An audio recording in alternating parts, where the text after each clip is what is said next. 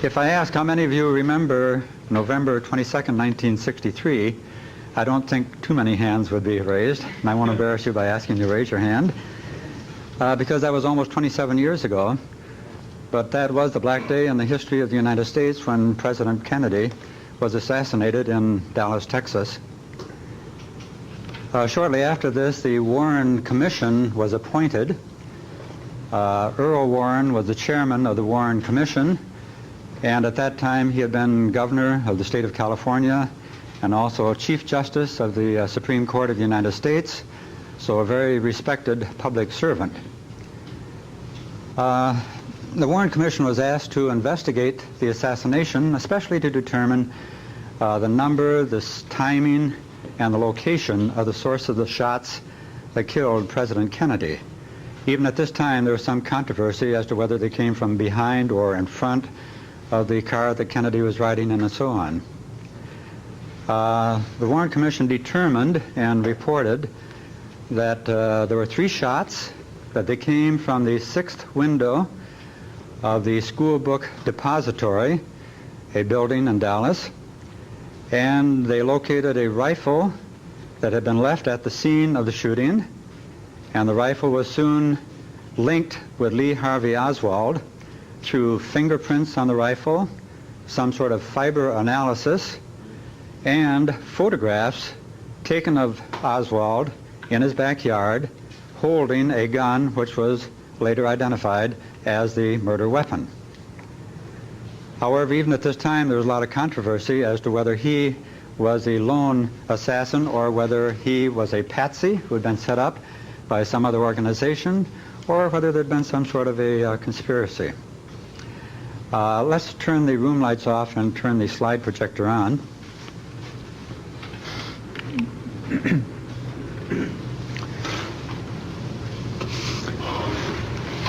The Warren Commission did decide, after looking at the backyard Oswald photographs, that they were authentic, which means that they saw no evidence of any fakery. However, in the years that followed this, there was increasing pressure to reopen the investigation because there are so many theories concerning some sort of the fact that Oswald had been set up or that there had been some sort of a conspiracy. Matter of fact, about this time there was actually a movie that was making the rounds of the theaters that was supposed to be fictional, but it was so close to the assassination of President Kennedy. It involved the assassination of a president not named Kennedy, but in that case, in the movie, it was a conspiracy by top officials in the United States government. And even though this whole thing was fictional, in the minds of the public that saw that movie, they started wondering, you know, maybe there's something more that's not being told here. Well, in any event, in 15 years later, the pressure did build up to the point that they did reopen the investigation with the House Select Committee on Assassinations. This was quite a large committee, and as part of it, they had a 22-member photographic evidence panel, 22 people who were supposed to be experts in photography. And one of these 22 people was Dr. Ronald Francis, who at that time was the chairman of the Imaging and Photographic Science Department, which then was also part of the School of Photographic Arts and Sciences. Andy David Hazy and I became involved in this as contractors, so the photographic panel would select certain things they wanted to investigate and ask other people to do the work on it. So he and I became involved as contractors. We looked at quite a few of the photographs. As a matter of fact, by this time they had collected over 500 different photographs taken by at least 75 different photographers. Many of the photographs, of course, were open to alternative explanations. Even though in some of the photographs people were imagining they saw people hiding in the bushes with a rifle and so on, but the images were so blurry and so abstract that you could see almost anything that you wanted to in them. One of the reasons why suspicions were aroused in the mind of the public were books like this. The title of the book was JFK, The Case for Conspiracy, written by Modell and Grodin. This became a bestseller, and Notice that it even had an introduction by one of our congressmen, which lent a certain air of credibility to the book. These are the backyard photographs. There are actually 3 different photographs. I should have said that the Dallas police, after they linked Lee Harvey Oswald to the rifle, soon took him into custody. However, 2 days after he'd been taken into custody, he in turn was assassinated by Jack Ruby. This was an event that was recorded on video and shown on national television, where Ruby simply walked in where Oswald was being escorted from one place to another, pulled out a revolver and shot him and killed him. So they didn't have an opportunity to spend a lot of time talking with Lee Harvey Oswald, and as a matter of fact, Jack Ruby died shortly after that of natural causes, so they didn't have an opportunity to do a lot of questioning of him. But in any event, in Lee Harvey Oswald's garage, and at that time Lee Harvey Oswald and his wife Marina had separated, so he was no longer living at his home, but they found some photographs in his garage, and then later on other people turned in copies of the photographs too. So the 3 different poses are indicated A, B, and C here. They had only one negative, and that is this one up here for view A. For view B, they had 3 different prints. Only one of the prints was a full frame showing the edge as well, while the other 2 had been cropped. And that turned out to be a very important thing, to be able to see the edge of the frame. And then the 3rd one, they had a single print, and that one was so unsharp that it wasn't of very much value. Actually, 2 negatives have been found in the garage. They were turned over to the Dallas police, but by the time it got to the Warren Committee investigation, only one of the negatives could be found, and they speculated that apparently one of the policemen thought this would be a nice souvenir, so that disappeared. So they had only one negative. These were turned over to the National Archives, and the time we got involved in the investigation, they sent 2 people from the National Archives with a camera, with a negative, with the photographs, and in no time did they let them out of their sight. So if we went into the darkroom, these men came along with us, and they were our shadows all the time. There's a little difference in the pose here between the 3. On the top one, Oswald is holding a rifle in his right hand, and he has 2 documents, publications, in his left hand, which turned out to be some sort of communist literature. And that turned out to be significant because they were able to identify the date on those publications. And the other 2, he switched the gun to the other hand, and he just switched the gun and the publications from left to right. Here we have a little closer view so we can see again the difference between holding the gun in the left hand and the right hand between the 3. There are certain other differences among the photographs that people started seeing as being suspicious. And I think we'll come to another one in just a moment, but here we have a letter written from the BBC in London to the House of Representatives, Representative Pryor. At that time they were going to make a documentary on the assassination of JFK, and as indicated here, let me just read it. I wanted to send this transcript along to you immediately. We initiated a detailed analysis of the Oswald holding the rifle photos by Detective Superintendent Malcolm Thompson, who ran the Police Forensic Science Laboratory Identification Bureau for 25 years. He is also an ex-president of the Evidence Photographers International Council, known as EPIC, the top forensic society. And the Institute of Professional Investigators. In short, he knows what he's talking about. As you will see, he is sure that it is a fake photo, a montage of 3 separate pictures. Naturally, I'll be using them in our film, but I wanted your committee to have this information directly. So now we see the kind of evidence that's building up that there's some sort of fakery going on here. The book by Modell and Grodin, and this type of a documentary film that was shown in England, Canada, the United States, and other countries. And we have these experts who are saying that the photographs were fake. This is just one little bit out of the script for this documentary. The interrogator says, Mr. Thompson, would these photographs be accepted as evidence in a British court of law?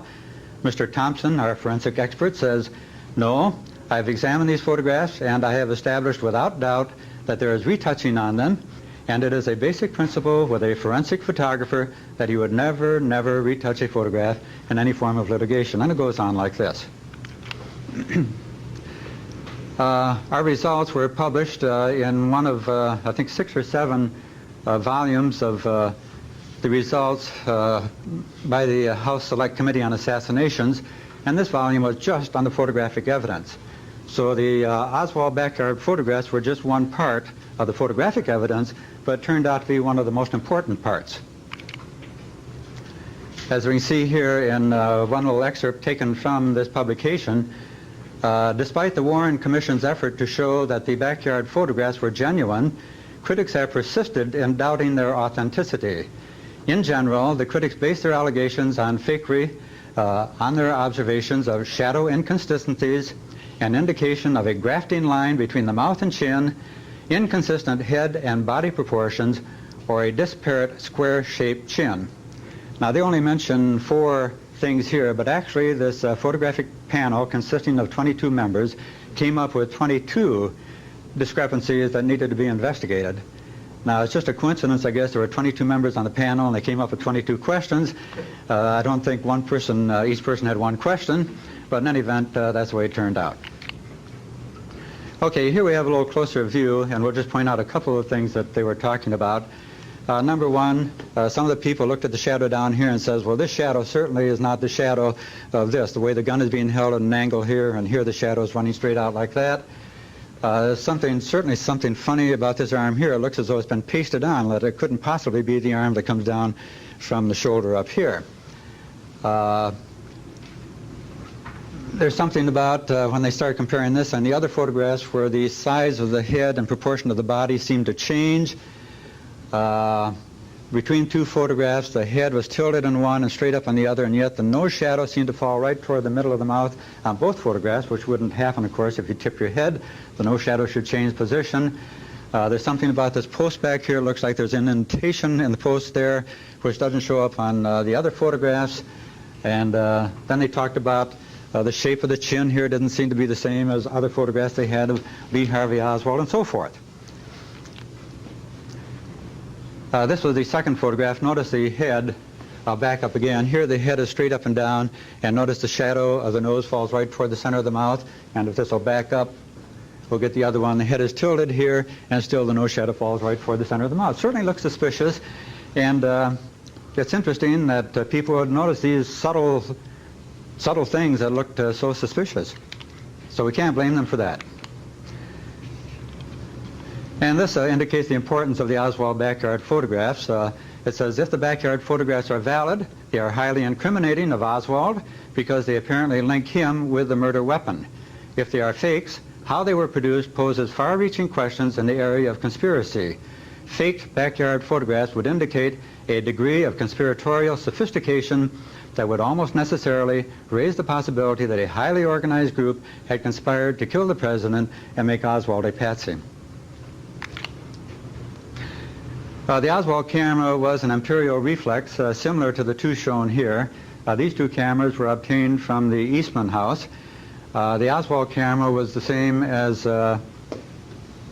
this one on the right, and the one on the left is called a deluxe.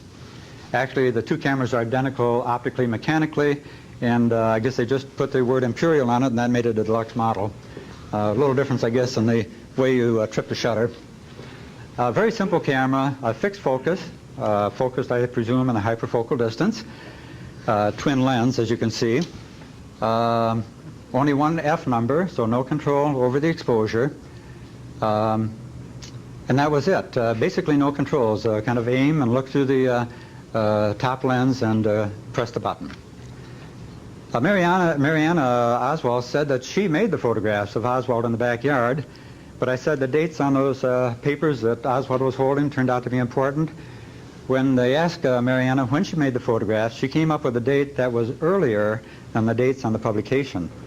So that would indicate that she might have been lying. So now we have this conspiracy. Maybe Mariana was involved in since they were separated, maybe she was trying to get even with Lee, and maybe she was involved in the conspiracy. So all sorts of conspiracies. FBI was supposed to be involved in it. The Russians were supposed to be involved. You name it, they were involved. When we open up the back of the camera, we see that the plastic body was injection molded, and we can see 3 dots on each side, part of the molding process, and that turned out to be an important thing. So even though they made these things by the thousands, they were not identical. These little indentations, which actually pushed a little bit of the plastic into the picture frame, so it made that line at the edge irregular, so that on any photograph where we can see the edge of the frame, we can have some clue as to whether the photograph was made in the Oswald camera or not. So this was one of our charges, was the negative, the only negative that they had, showing Oswald holding the murder weapon in the backyard. Was that exposed in the Oswald camera, or could possibly that have been taken with a different camera and somebody set him up? Well, the way that we decided to check this was that we made a positive high contrast image and a negative high contrast image, slightly different in size. So when we wanted to compare 2 different things, we have one of the images as the right-hand edge of this black line, and the other image would be the left-hand edge. So where we see irregularities, if they match on the right edge and the left edge, we know that they were made in the same camera. Now, the Warren Commission had used the FBI to examine all this photographic evidence, and they also came up with the conclusion that there is no evidence of fakery. That, of course, is why the Warren Commission included that in their conclusion. But here we see suspicion about the FBI. Naturally, the FBI couldn't entertain the frightful notion that the photos had been deliberately faked, etc. This is out of the Groden book that we talked about before. So we had to retest all the FBI evidence. So this was a photograph made in the Oswald camera by the FBI, and then we got a hold of the camera and we made our own photograph, and then we made these 2 images and compared the indentations along the left-hand side, and we found that they matched very closely. We can see an enlargement here of the lower left-hand corner. Every place there's a little dip on the left side, we get a corresponding change on the right. Even this complicated little business down on the lower left-hand corner matched exactly, which indicated that the FBI certainly had not faked this evidence. Here we see another one where we compared the single negative that we had with a negative that we exposed in the Oswald camera, and again we found that there was a perfect match on the 2 images.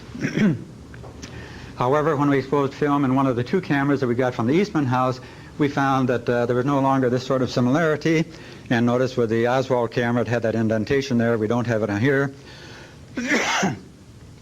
And with the Eastman house we had a good square corner down here, whereas with the Oswald camera we had this business down here. So apparently that's a pretty good fingerprint on that Oswald camera, that unique configuration of the edge of the print frame. Another thing we looked at were scratches on the Oswald negative that the archives had, and it's a little bit difficult to see because of the camouflage effect of the busy background, but we've put in some white triangles here to identify one scratch here. Runs the full length of the film, another one here, 3 on the left-hand side, and 1 on the right-hand side. And enlargement shows one of the major scratches here is a dark line, but there are 3 on the left, 1 on the right-hand side. When we ran film through the Oswald camera, just shooting it against the blank sky, we again saw the same 3 scratches on the left-hand side, 1 on the right-hand side. There are a few other weaker scratches, but those were the main ones. And when we laid a ruler down and we measured the spacing of them, we found out that the spacing of these 3 lines on the left-hand side and 1 on the right were exactly the same as they were on the Oswald negative, which again indicated that indeed the Oswald negative had been exposed in the Oswald camera. We did the same thing with the 2 cameras that we got from the Eastman house. One of the 2 cameras was badly warped. It looked as though it had been set on a stove or something, and the plastic was melted. And that indeed did scratch the film, but the scratches were in different locations, and the other camera didn't scratch the film at all. That was in good shape. Going back to the book that we talked about before, they talk about the world's first chin transplant. Well, Oswald said when he was shown these three photographs, he said, yes, indeed, that's a photograph of me, the head, but the body holding the gun is not me. Somebody has made fake photographs. So this, of course, set the stage for this whole business of fakery. So the authors picked up on that, and they claimed not only that it wasn't the entire head that was transplanted, but the chin belonged to the body, and it's only from the chin up that was actually Oswald's photograph. And you can see in this photograph over here, a pretty obvious line. Looks like pretty clumsy paste up, doesn't it? So it did look suspicious. This is a reproduction of the photograph that they used. Notice what they've done with the photograph. They made a very high contrast image so that almost all the tones are black and white. Well, we know that when we use high contrast film, depending upon the exposure, we can either drop tones out or we can exaggerate tones. What has happened that the laugh lines going from the nose down to the corner of the mouth have dropped out because they happen to be a lighter tone, but this line right here is now very dark and very obvious. When you look at that photograph, it says, sure, somebody's been tampering with that, and it looks as though it is a fake. However, when we look at the original photograph in normal contrast, we see that this darkness over here is much less suspicious. It looks like it might be maybe a little pimple or roughness on the skin, or perhaps just a random clumping of the silver halide grains, but nothing nearly as suspicious as the authors made it look in their book, where they reproduced it in high contrast. And when we looked at the other two photographs, we didn't see anything suspicious on those. That was the B pose, and this is the C one. We see how badly out of focus the third photograph was, which made it much less useful, but not entirely useless. Okay, here we have the case of the indented post. And when you look at this post back here, we see that it looks as though there's a hole in it here, an indentation. And they claimed, I think this was included in the video that they made, that this was an indication of clumsy retouching, that they'd put Oswald's head on somebody else's body, and then he had to do some retouching on it, and this was clumsy retouching over here. They also said that the space between the post and his neck was too wide.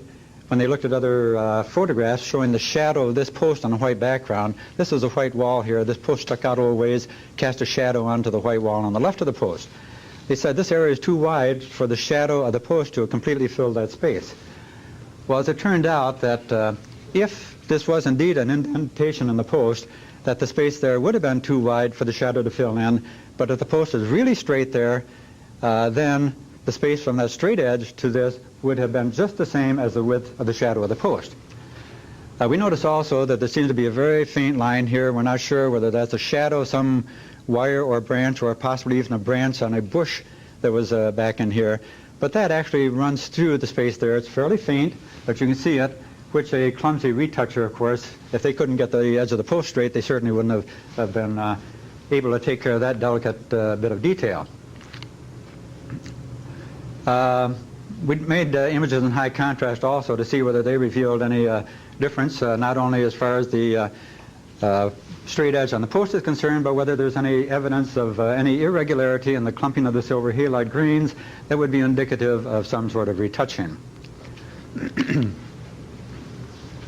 And here again we have enlargements. We tried the enlargements with normal contrast, high contrast, different exposures, and on none of these did we see any indication of any disruption of what would be considered a random distribution of the silver halide grains.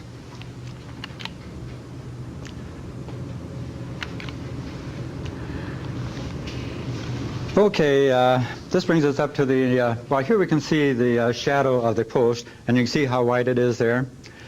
So as it turned out, the shadow indeed was wide enough. Now again, we can see that line running through the shadow there from some sort of a wire or a branch, which showed up on the other one. Now we come to the nose shadow business, and here we have the one photograph where the head is straight up and down, and the nose shadow is falling right toward the middle of the mouth. Here we have another photograph where the head is tilted, and now notice that the nose shadow is still pointing right to the center of the mouth. Certainly looks suspicious. We don't expect that to happen when somebody tilts their head. So we either had to accept that as being some sort of fakery, or to come up with a logical explanation. So we had to run some tests on it. What we did was to take a mannequin head and set the mannequin head up so that it was facing right toward the sun, so the nose shadow was falling right toward the center of the mouth as we see it here.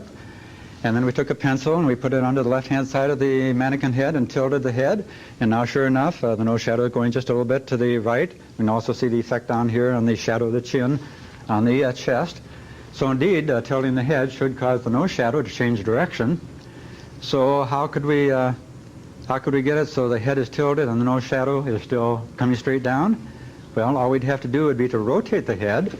So rather than having it facing the direction it was before, we now rotate it a little bit this way. That'll bring the nose shadow back to the original position. But now we notice that the head is no longer facing toward the camera. So what do? Now we have to move the camera over to the left. So now we have the situation where the head is tilted, the nose shadow is straight under the nose, and the subject is looking directly at the camera. Is that what happened with the 3 photographs of Oswald in the backyard? Well, notice the relationship between the head and the background here.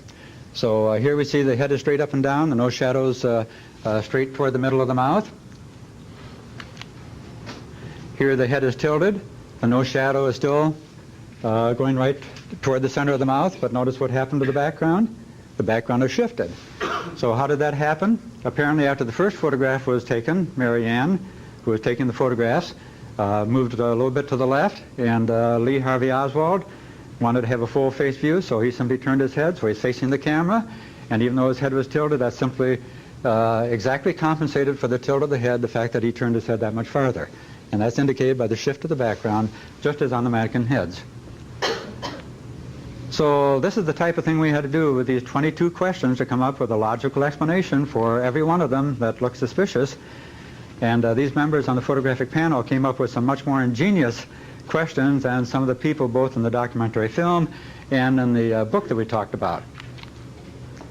One of them, for example, was, well, we'll get to that in a moment. Here was a test run by Major Pickard, who was a top forensic expert in Canada.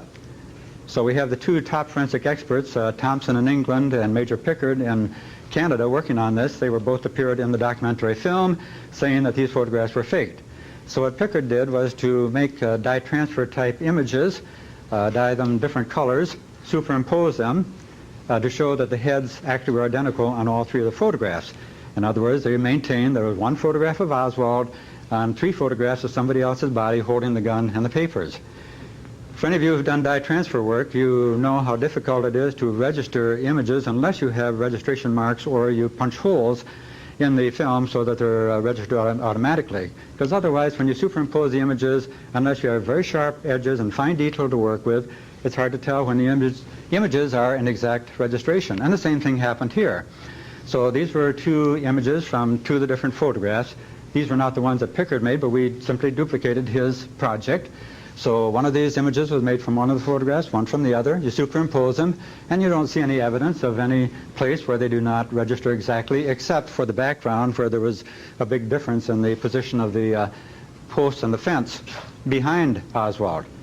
So it'd be easy to jump to the conclusion that, sure, these 2 photographs are identical because they seem to register in all places. And these were 2 identical 2 images from the same photograph, and we don't see a great deal of difference between that where they're made from the same photograph and here where they're made from 2 different photographs, except for the large area in the background above his head.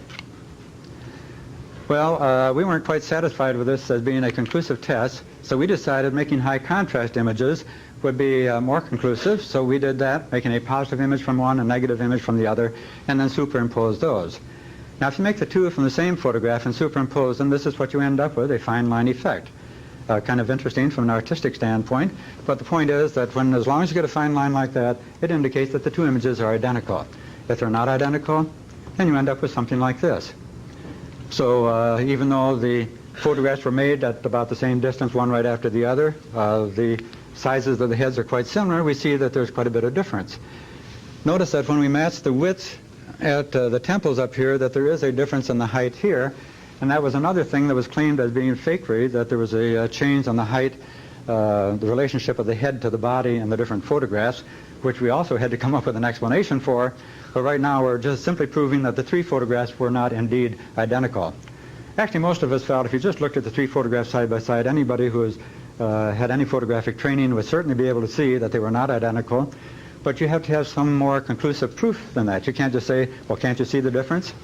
So this here sort of demonstrated that. So that's A and B, that's B and C, and that's A and C. So all three possible combinations of the three photographs show that no two of them were identical. We decided to go one step farther than that, and that was to make high contrast color images on diazo, doing the same thing. And now, rather than just getting either black or white, we can see in the overlap areas the difference between the images. So again, we can see a difference in the width that matches pretty close to the temples and the length this way. And this would be another combination. So again, there are three combinations here that we checked and demonstrated that no two of the three were identical photographs.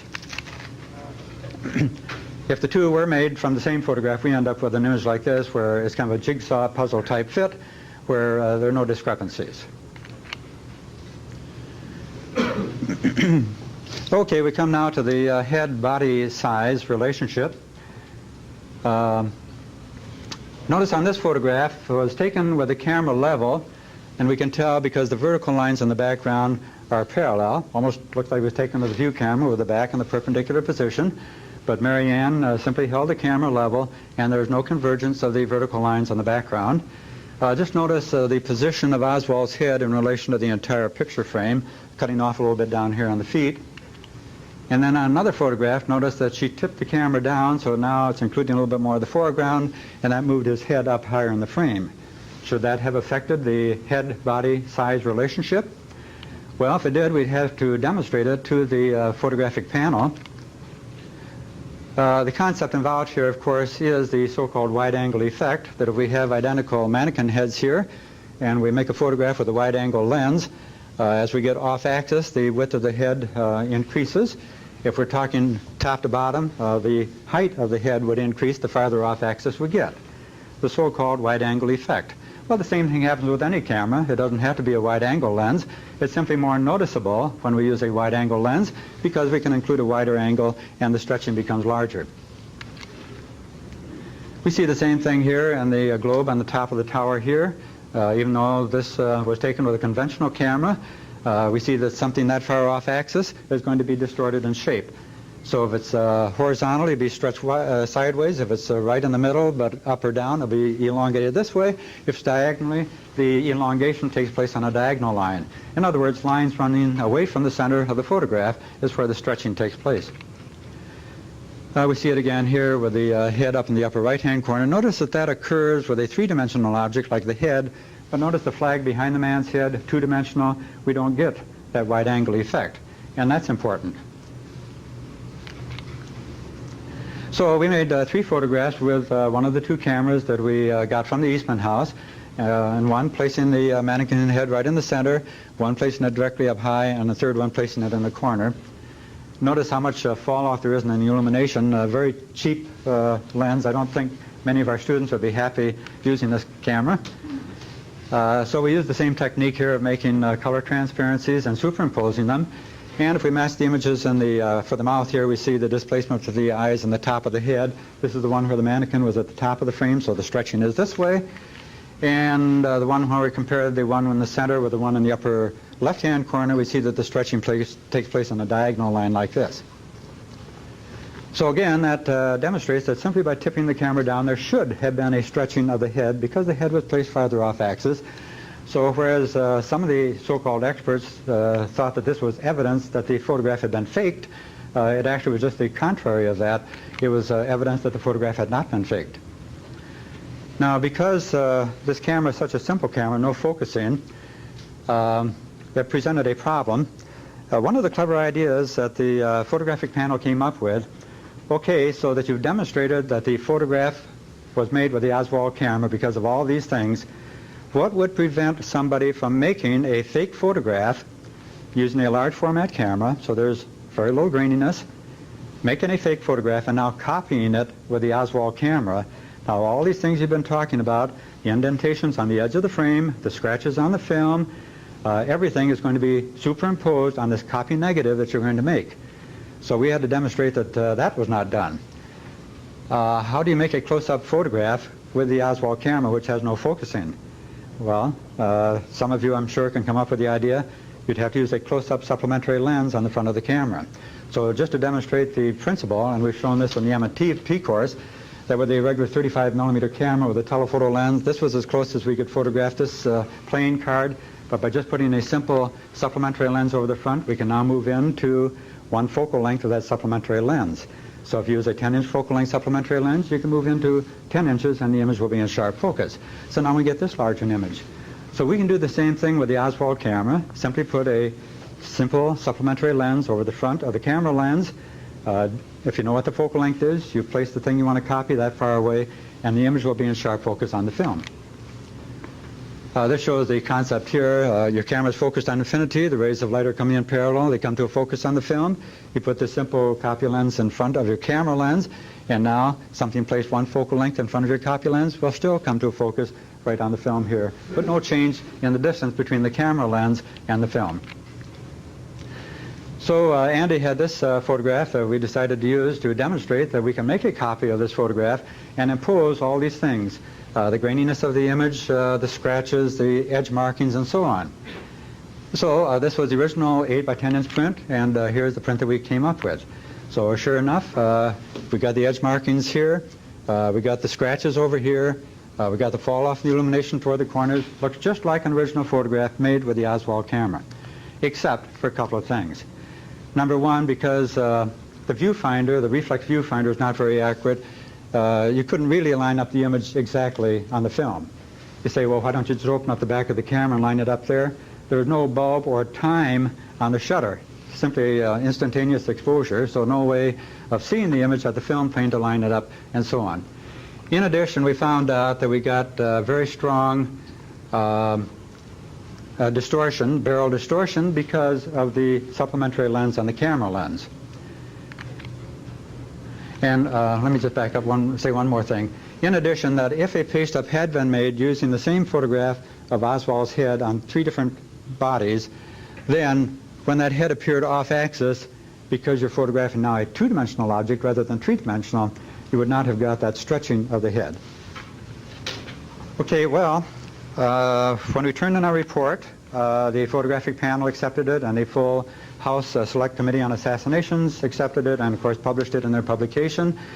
But first of all, they wanted to contact these 2 experts, Thompson in England and Major Pickard in Canada, to see what they thought of our explanation of all this evidence, because they claimed the photographs were faked. And they invited these 2 people to come and appear before the House Select Committee and to present their side of the case. And when both of them saw our report, they said, we accept this explanation, and then they started making excuses. We really didn't have very long to look at the photographs, and so on. And they decided they would not accept the invitation to appear in front of the committee. That really was not the end of the thing, though. We still see people trying to reopen the investigation. Less than a year ago, one of the top commentators, I'm trying to think of which one it was, had a program, an hour program, that went through this whole business again about possible conspiracy. And, well, as a matter of fact, an article appeared in a write-up of a movie in Time magazine, appeared 2 years ago, I think it was, a couple of years ago. What they did was in England, England seemed to be much more interested in our assassinations than we are in this country, actually. In addition to making the documentary film, they now decided they would have a mock trial of Lee Harvey Oswald. In other words, if Lee Harvey Oswald were alive, they would set up a courtroom situation, get real lawyers, a prosecution lawyer and a defense lawyer. They get a real judge, they get a real jury, they get as many people that knew anything about the case, that had been involved in it, to appear as witnesses, and they had held a week-long trial, 6 hours a day for a week. And they made this into a documentary, which I didn't see it, but it has been playing on television. And what was the judgment of the jury? That Oswald had worked alone, and that he was the assassin, and that there was no sort of conspiracy involved. So at least that supports our contention too. Very often, when somebody makes a claim that is later discredited, the false claim gets headline publicity, and then the rebuttal gets buried someplace in the back pages in very small type. Matter of fact, an organization was formed a few years ago specifically to work on the possibility of insisting that any time a claim has been discredited, that they give as much space to the rebuttal as they gave to the original claim. Well, we weren't able to get all of that, but we have had some publicity about this. We did give a presentation to the SPSE National Convention in Boston some years ago, and then they published the article in their journal. And the same thing happened in St. Louis, the National Convention here, the ACSM-ASP. They're involved in mapping type work, and they also published our paper in that. And we even got into the local Democrat and Chronicle, which sometimes is a little bit difficult to do, at least in a favorable light, as Kodak is finding out recently. And we've got a little publicity there. So that's the story of Lee Harvey Oswald and the backyard photographs. I do have reprints of this description of this video trial that they made in England, so if anybody's interested, you're welcome to pick up one of the copies there. If there are any questions, I'd be very happy to try to answer them. Aren't there more investigations being held now? I mean, aren't they still deliberating on photographs? Well, there are a lot of people that are still speculating, but I don't think the government is planning on spending any more money on opening up another official. At least I hope they don't. They've got better things to spend our tax money on. Wouldn't it be really hard to try to rephotograph of the blurry picture to match the grain of the other picture? Wouldn't that be pretty hard to do? You're talking about the third view where the image was unsharp? You know, right. Match the grain of the out of focus picture, or the out of focusness. Yeah, you couldn't actually match the grain, but what you can look for is any disruption of the grain pattern. You know, if they'd done retouching, like making a paste up, or done retouching on a negative, then of course you'd be able to see the disruption of the grain pattern, even though the image itself was out of focus. But that's why I said that that third photograph had very limited usefulness, except for some of the things like, you know, the nose shadow and things of this type. Yeah. How long did you work on this, and what happened to your teaching while you were doing it? Well, we didn't dispense with classes. We kept the M&P course going. No, we did this in our spare time. I think some of it was done during the summer when we had a little bit more time. Yeah. So we squeezed it in like all the professors do. You know, they do more than just stand in front of the class for an hour and yak. Do you think there are techniques available now that might be a little harder to, or I should say more advanced techniques of touching up that would be harder to prove?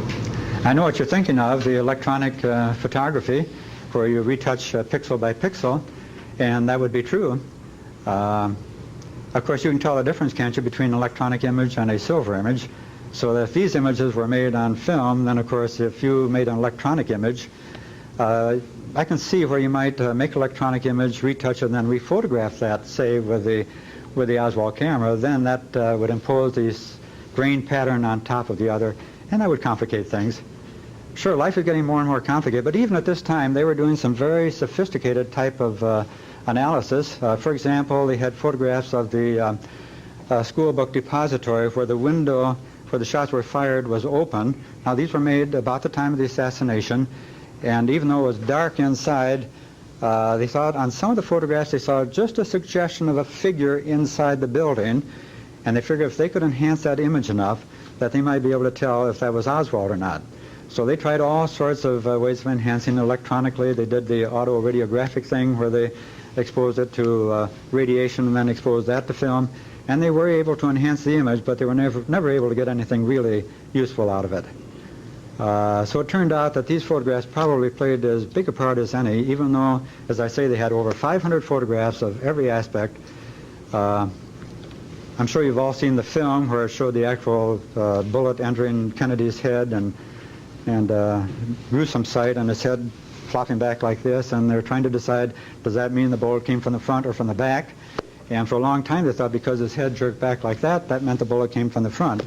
And it took them a long time to figure out that that didn't necessarily work that way, that bullet entering from the back could have caused some sort of a nerve reaction that would cause his head to flip back. So even though they spent a lot of time looking at a lot of photographs, using a lot of techniques, I guess our experiment here turned out to be more fruitful than most of them. So your experiment here proved that the photographs had not been altered and they were not fake. You mentioned something about the possibility of another gunman or gunmen. Can you expand on that anymore? Yeah, the question is how many shots were fired was one of the questions, and the Warren Commission did say 3 shots. They determined the 3 shots had been fired. They determined the source, the 6th floor of the school book depository, and they thought they had a pretty good idea on the sequencing. One of the things you probably heard about was that one of the motorcycles the policeman was riding had left his microphone open, and the sound was being recorded at headquarters, and they thought they heard 4 shots. And so they now are playing this tape, and they've got all their sophisticated equipment showing the sound pattern of the shots, and it looked as though there were 4 beeps, four bleeps in the trace. But they finally decided that maybe one of the 4 was a backfire on a car or a motorcycle rather than a 4th shot. So even there, they don't have conclusive evidence. So everything is the basics of probability. You know, it's very difficult to say with 100% absolute certainty that something is this or this. Andy? In fact, Dr. Stroebel, to this date, that has not been concluded. I am working on a follow-up to that process where one of the Dallas papers has obtained some photographs that they believe are conclusively show that there was another gunman. So this project is by no means over. And after all these years, there's still people that are claiming to find something new that has happened. Keep tuned. Did that question ever come up that if someone is planning to assassinate the president, why would they go out of their way to incriminate themselves by having their picture taken with a gun and with pamphlets that show some kind of motive and so on, and just kind of leave them loosely lying around? Well, that's one of the reasons why some people thought that he was a patsy, that this was fake evidence. Looked pretty stupid. Of course, we don't know that at the time the photographs were taken that he was really planning on assassinating him. See, Lee Harvey Oswald worked in the school book depository, so he had the perfect opportunity when he found out the parade was going to be coming down that street. You know, what better opportunity is he going to have? So it might have been a spur of the moment, you know, more or less type of thing with him. But it is strange, you know, Oswald went to Russia. I guess he tried to become a Russian citizen. They decided they didn't want him and came back to this country. It's too bad they didn't keep him there. But there were a lot of suspicious things. What was the significance of the paper documents that he was holding? You said that there was... Well, number one, that they were communist literature, which indicated his leaning as at least a leftist, if not a communist. But the really important thing was they identified the date on the papers. As it turned out, it wasn't important, but it looked as though it was important. It turned out that when they asked Marianne Oswald when she made the photographs, she said she made them before that publication was published. So it made it look bad for her that she was lying. I wanted to ask, what would be the positive benefits for someone to prove that it was a conspiracy? If all these people are so bent on trying to prove that it was a conspiracy, what would that prove? That the photographs were faked? Right. I mean, if all this evidence continues to show that he was the sole person who killed him, and it just keeps doing, but people still keep trying to prove it wrong. What's the benefit? Who benefits and why? Well, the authors of the book benefit because they keep this conspiracy thing going. As a matter of fact, they were also given a copy of our report, and while they couldn't find anything wrong with our report, they simply refused to retract what they'd written in the book. You know, they're not going to cut off the royalties. And of course, if you can keep on making documentary films and showing them around the world and making money, it's just better than writing fiction. Did he ever admit to it before he died that he actually shot? No, you see, they didn't have very long to question him, only 2 days between when they took him into custody and when Jack Ruby assassinated him. And well, he said, that was a photograph of his head, but it wasn't his body. He wasn't going to admit that he was the assassin. If they'd had longer to work on him, maybe something else. Maybe he could have plea bargained, Dr.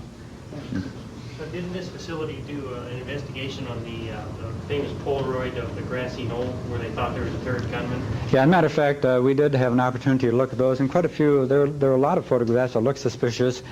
There was one of the umbrella man, where even though it was a sunny day, he was carrying an umbrella, and there's something about when he raised the umbrella or put it down, and that was just when the car came by, and that was supposed to have been a signal and so on.